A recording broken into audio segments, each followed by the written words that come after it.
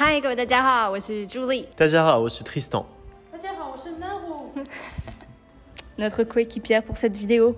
Aujourd'hui, c'est une vidéo assez spéciale. Vous allez remarquer qu'il n'y a pas Yannick avec nous parce qu'on va parler d'une fête, un jour férié en France qui est très important en France et qui l'est beaucoup moins dans d'autres pays, dont la Suisse. Coucou. Donc aujourd'hui, nous allons vous parler du 1er mai. Le 1er mai, qu'est-ce que c'est? C'est la fête du travail. La fête du travail, ouais.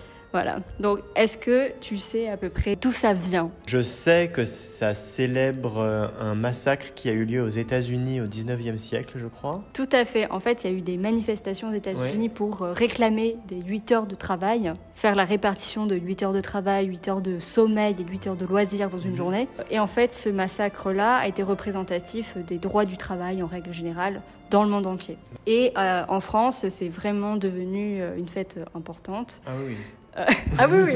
Oui. Cette fête a vraiment pris ce nom-là en France, a été vraiment instaurée en France à partir de 41. Ah, une période joyeuse dans l'histoire française. Un bon moment de démocratie, de république. Pas vraiment ce qui nous représente aujourd'hui. Aujourd'hui, c'est vraiment la fête du travail en France, fête du travail qui signifie on ne travaille pas. Voilà, c'est logique, n'est-ce pas? C'est vraiment la journée où absolument tout est fermé. Si vous prenez un 1er mai en France, franchement, vous allez vous ennuyer, vous allez vous dire, la France. Hein. Et tu disais justement, parce qu'il y avait pas mal de touristes japonais qui venaient justement sur ces dates-là. Quand j'étais guide touristique, j'avais pas mal de Japonais qui venaient à ce moment-là, parce qu'ils ont des vacances à ce moment-là au Japon. Et souvent, les Japonais viennent vraiment pour une période très très courte en France, peut-être 1 ou 2 jours, et quand ça tombe sur le 1er mai, c'est pas de Tour Eiffel, pas de musée du Louvre, pas d'Arc de Triomphe, pas de restaurant.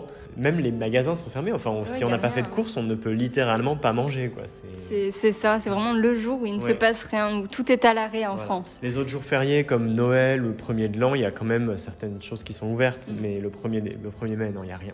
Donc c'est un jour assez important, notamment parce qu'il y a beaucoup de manifestations. Oui, c'est l'image qu'ont un peu les étrangers de la France qui font des manifestations tout le temps pour demander des avancées sociales. Et donc en France, il y a des syndicats très puissants comme la CGT ou d'autres et qui font des grandes manifestations lors du 1er mai pour dire on est là, on ne lâche rien. Après le 1er mai, c'est vraiment l'image en fait de la manifestation. En règle générale, quand ils vont manifester ce jour-là, c'est pour montrer qu'ils sont présents plus que vraiment réclamer des choses. Donc c'est plutôt pacifiste. Donc ça, c'est une partie du 1er mai.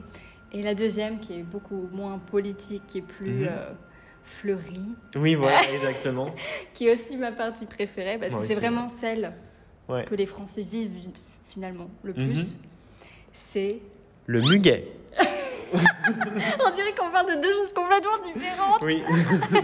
Le muguet, c'est une plante. Voilà. C'est une fleur toute mignonne. Ouais, on dirait des petites clochettes toutes blanches. Tout mignon. On va mettre une petite image ici. Oula. En fait, partout. Parce que je crois qu'il n'y a que la France pour le muguet. Oui, franchement, c'est que nous. C'est que nous, oui. C'est que nous, Il y a vraiment, c'est une spécificité française. En plus, ça n'a rien à voir avec la fête du travail. C'est juste, ça tombe le 1er mai aussi, mais ça n'a rien à voir. Ça s'est vraiment présenté comme ça, je pense. Ouais. Alors, de ce que j'ai recherché, il paraîtrait que ça a été importé du Japon. D'accord, je ne savais pas. Je me dis, c'est mignon, je vous crois. Mais il y avait une tradition déjà d'offrir des fleurs lors du 1er mai. C'est Charles IX qui avait instauré cette petite tradition où il offrait un brin de muguet à toutes ces damoiselles de sa cour. Donc en gros, pour expliquer concrètement, le 1er mai, partout dans la rue, il y a des gens qui vendent du muguet. Ça coûte rien, ça coûte 2 €, je sais pas quoi ça coûte. Et en général, on achète du muguet et on l'offre à sa famille, à ses amis, à ses collègues. Le principe, c'est d'offrir du bonheur en fait. C'est j'espère que tu seras heureux dans cette nouvelle année. C'est un peu un nouvel an. Voilà, exactement. En plus de tous les nouvel an qui peuvent y exister déjà. Dans les stands, il va y avoir plusieurs catégories. Il va y avoir les associations et il y a aussi l'autre catégorie qui sont des gens lambda comme toi et moi qui vont faire une vente vraiment à la sauvette pour le coup de muguets qu'ils ont soit récupérés en forêt, soit qu'ils ont eux-mêmes cultivé. C'est d'ailleurs l'exception dans le droit français où on a le droit de vendre quelque chose dans la rue comme ça sans être enregistré comme vendeur, sans payer d'impôts ou quoi. Oui, tout à fait. Dans la loi française, en règle générale, dès qu'on vend quelque chose, qu'on a produit soi-même, il faut se déclarer, avoir une entreprise et déclarer ses taxes. Voilà. Mais c'est le seul événement Voilà. où n'importe qui peut vendre quelque chose. Voilà. Le muguet. Voilà, exactement, le muguet. Le muguet. Et justement, juste ce jour-là. C'est ça, juste ce jour-là. Ma petite sœur a déjà vendu du muguet. Ah ouais? Donc elle avait fait planter, elle avait mis des graines de muguet dans le jardin. Et le muguet ne fleurit qu'une fois par an. Juste avant le 1er mai? Juste avant le 1er mai.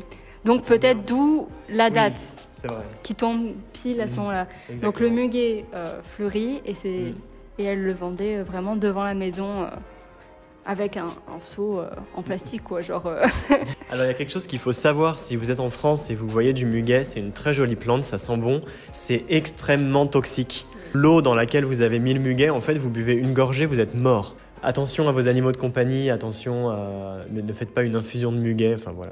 Ne Évitez. pas manger du muguet, Naru. non, c'est mal. C'est pas bon pour toi, même si c'est joli.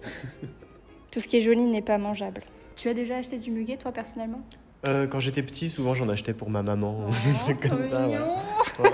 Une petite anecdote parce que j'étais en France l'année dernière, au premier confinement. Oui, c'était le 1er mai, c'était en plein pendant le premier confinement. C'est ça, donc on était en plein premier confinement où c'était très rude, où on n'était pas du tout autorisé à sortir, sauf sous certains cas. Seuls les fleuristes étaient autorisés à vendre du muguet. On n'avait pas le droit de vendre à la sauvette. De toute façon, personne n'avait le droit de sortir. Hein. Et ce jour-là, dans l'après-midi, quelqu'un sonne à la porte. On ouvre la porte, personne, et sous le pas de porte, 3 brins de muguet. Oh.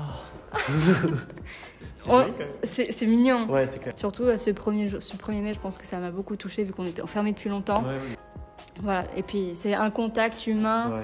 malgré le fait qu'on ne se voit pas. Bon, ben, je pense qu'on a fait le tour. Non, on vous souhaite d'avoir aimé cette vidéo. Ouais. Si vous avez quelque chose à rajouter, une expérience peut-être de 1er mai ou de muguet en France, Ouais. oui. Veuillez les partager dans la partie commentaires.